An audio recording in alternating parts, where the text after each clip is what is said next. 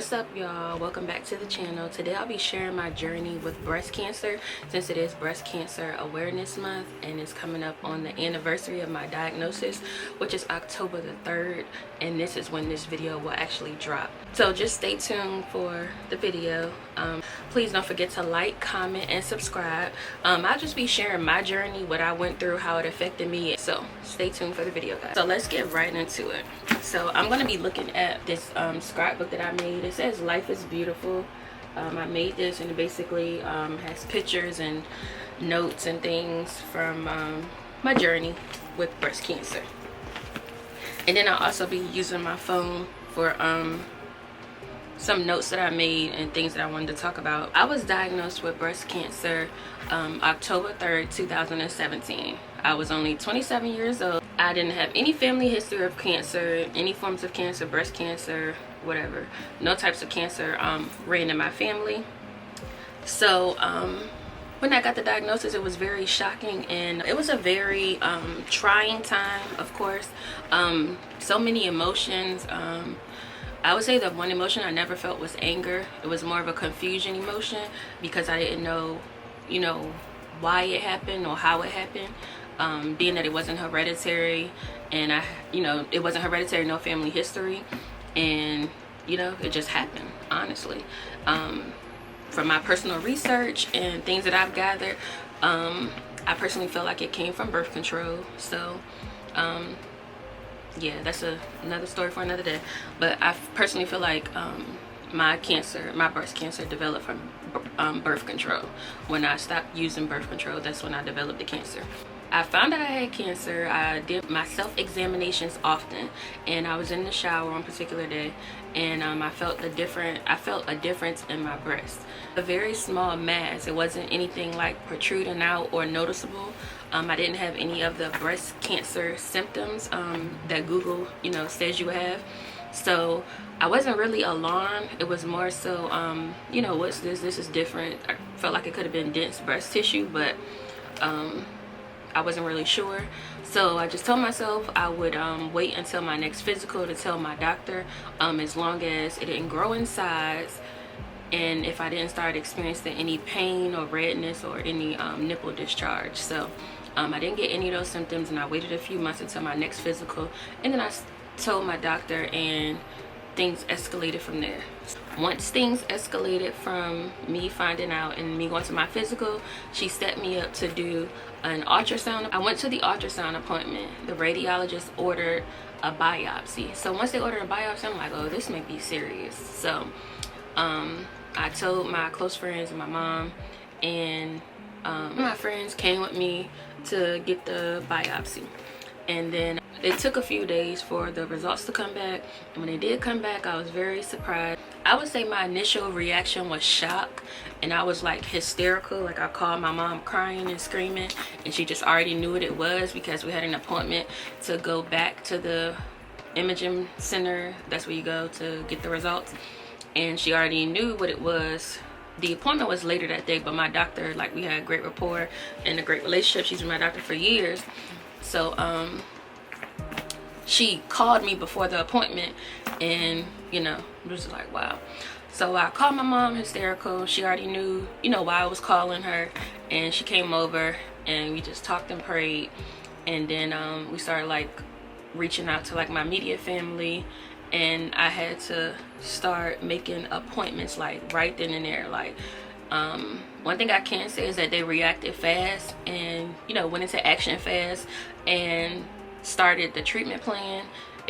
Everything was happening so fast, faster than I expected. Didn't have time to think about much or sit and dwell on what exactly I was about to go through or what exactly was happening. I feel like I was more in a daze during this entire process. None of it felt real. It was like everything was just so surreal, and it was like I was just in a trance, honestly. I really don't remember much in between from the time I found out until like that December, because so much had happened. I moved, all these appointments, and then life was happening.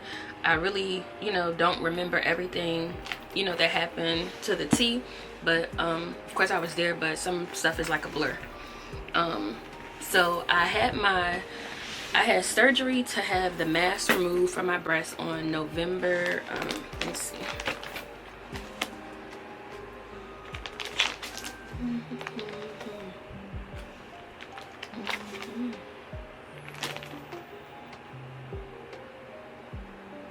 Okay.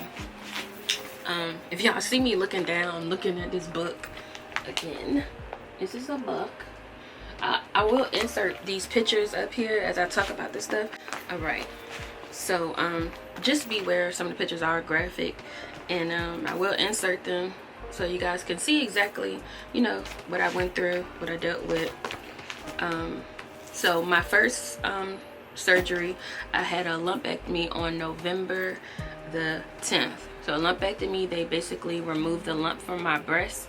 It was in my left breast. It was about the size of a quarter, so it wasn't that big. It was very small. Yeah, and it was just in my left breast, like right near my nipple. So again, like I said, I couldn't see it, but I could feel it. It wasn't visible to like the naked eye. Like you couldn't see it. Like I would have to touch myself to see it, to feel it, and I could only feel it with like extreme pressing and moving. But yeah, so I had the lumpectomy November the 10th. That's like a month or so after I found out I had cancer. By the way, I had invasive ductal carcinoma.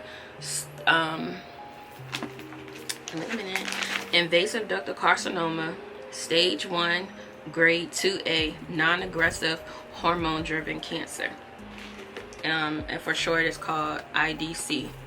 And it can also be referred to as infiltrating ductal carcinoma. That is the most common form of breast cancer. Okay. All right. So then my second surgery, I opted to have a port placed. I got my port placed December 19th, and that was a very it was a very easy procedure, but the after of having to adjust to the port was very traumatizing in a sense. They place the port in your chest and connect it to a vein. It gives easy access for the doctors to access your veins for the chemo treatment. So it's like a device that's placed in your chest, and it has like a little push button that they insert the needle in that goes directly to your vein, but there's like an attachment that goes up the side of your neck. And trying to sleep with that was very uncomfortable. I slept on my back the entire time that I had the port in, just because I was scared to sleep and move the port. So I typically would sleep on my right side, and my port was placed on my right side.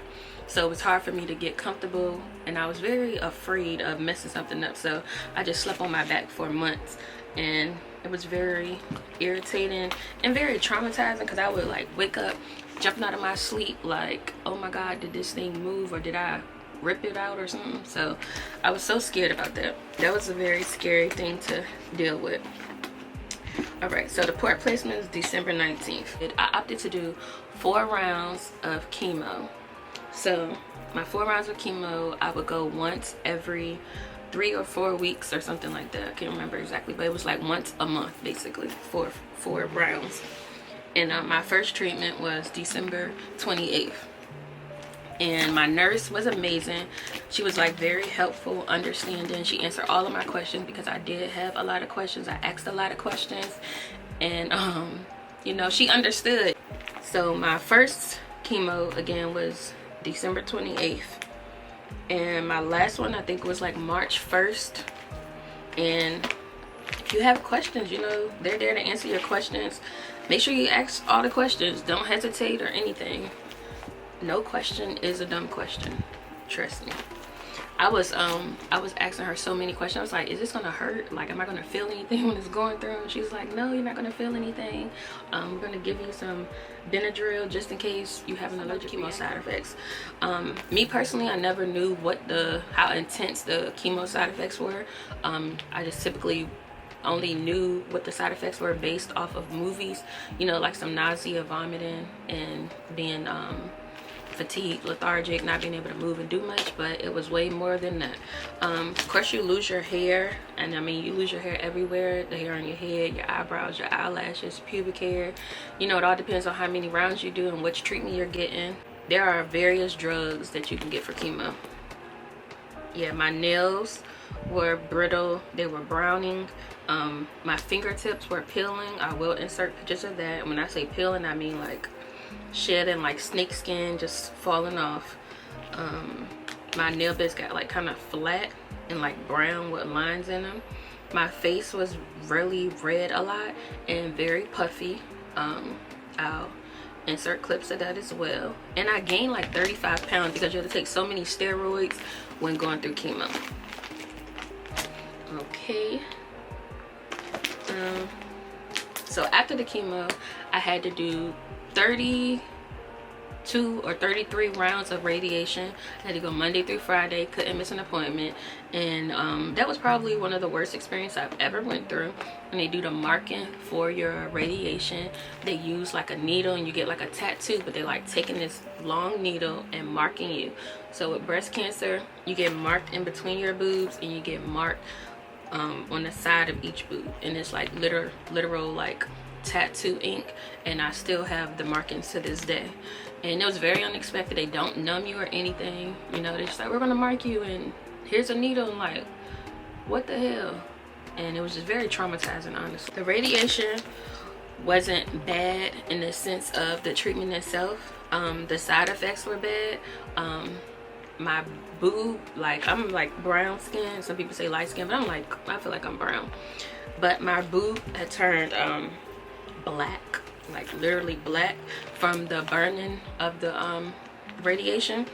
And I used this stuff called Mioderm. If I didn't have that, I felt like it wouldn't, you know, have went as good as it did. It's like a numbing cream and a numbing body wash that you put on the area that you get radiation, and it numbs it and soothes it, and it helps it heal faster. You can order it off Amazon.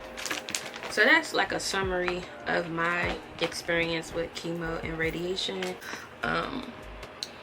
When going through something so traumatizing and serious and life-changing, something you never expected to happen, you know, nobody's prepared to have cancer or find out you have cancer. Like, it's not something that, you know, should be normalized. No one should have to go through that. And unfortunately, some people do, and I happen to be one of those people that had to, you know, deal with that. I just look at it as it's not my story. It's a chapter in my life that allowed me to change for the better. It definitely helped me grow in many ways, and, you know, just change my way of thinking about life. If you ever have to experience this or you're going through this,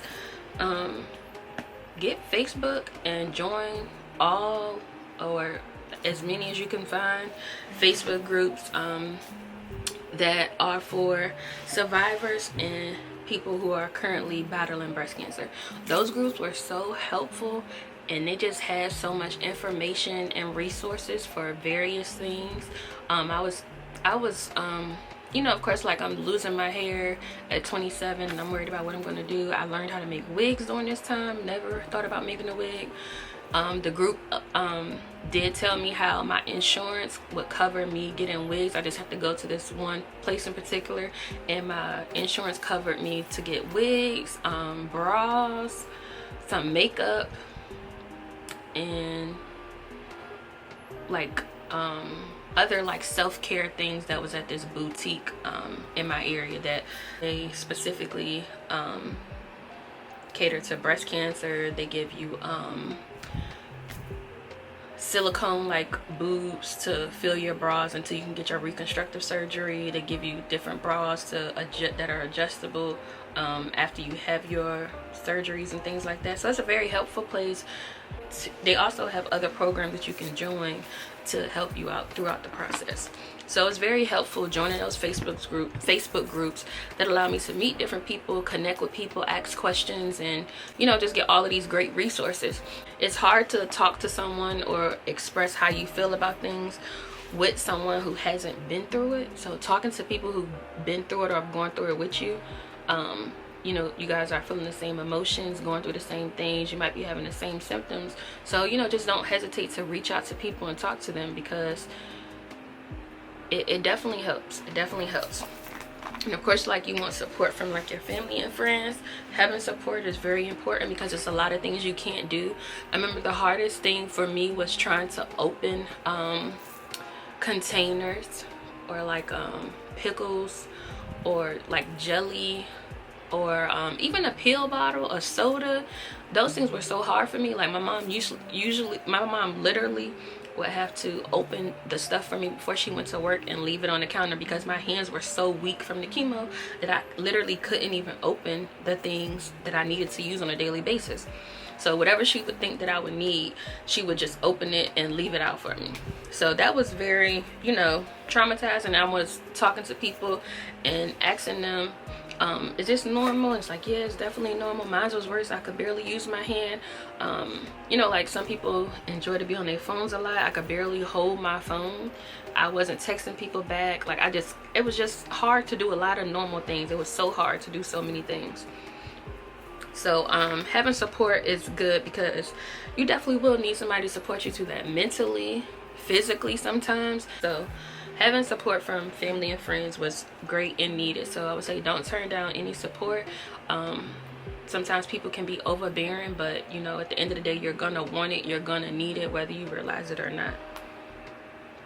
Make sure you're advocating for yourself and not allowing them to just tell you to do X, Y, and Z without doing your own research. These people will literally try to use you as like a lab rat to try new trials and drugs, and it's not necessarily beneficial to you. I was told to take a drug called tamoxifen after my treatments, and it was just so many different side effects that I wasn't willing to experience for this one drug that could stop me from getting breast cancer again, but it could ultimately cause me to get 4, 5, 6, 7, however many other cancers, develop those cancers from that drug. It would put me into menopause.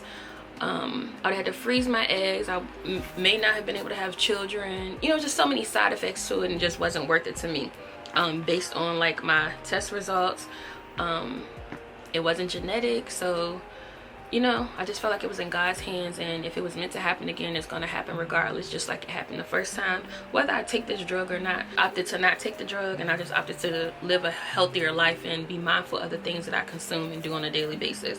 Make sure you know what you're agreeing to, and make sure you are aware of all of the side effects and like the pros and the cons of taking this medicine or doing this treatment and things like that. I was also given the option to have chemo or not, and it was like 50% chance if I didn't have chemo, and a 15% chance of it returning if I did do the chemo. So I said, okay, I can do 4 treatments, you know, I'm just gonna have to deal with it and, you know, gear up and, you know, be ready for the fight, because I would rather have a 15% chance than a 50% chance of cancer reoccurring. So as the day is approaching October 3rd, 2023, it's been 6 years cancer free. Technically considered cancer free the day that I had my lumpectomy, November 10th, but, you know, just rounding it up a little bit. So it's been 6 years, and I'm very proud of that, and say cheers to being cancer free.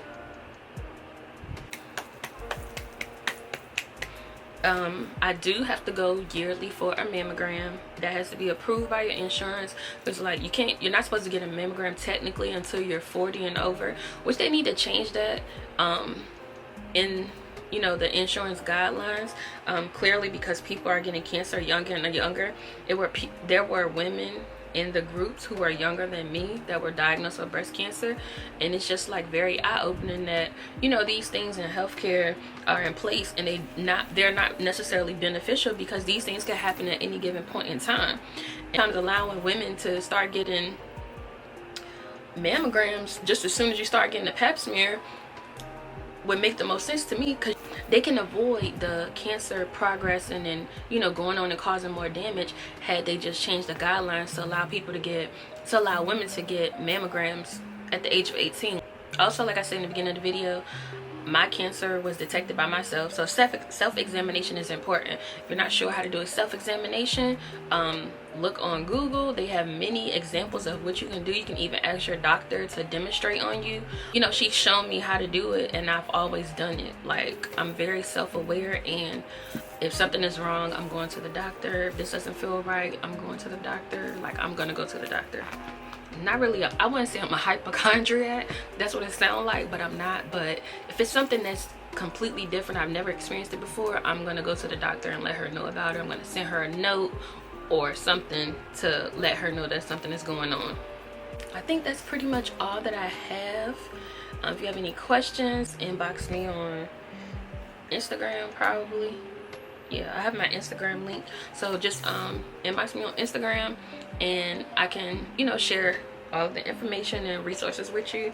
And if you stayed this far, thank you for tuning in, and I'll catch y'all in the next video. Peace.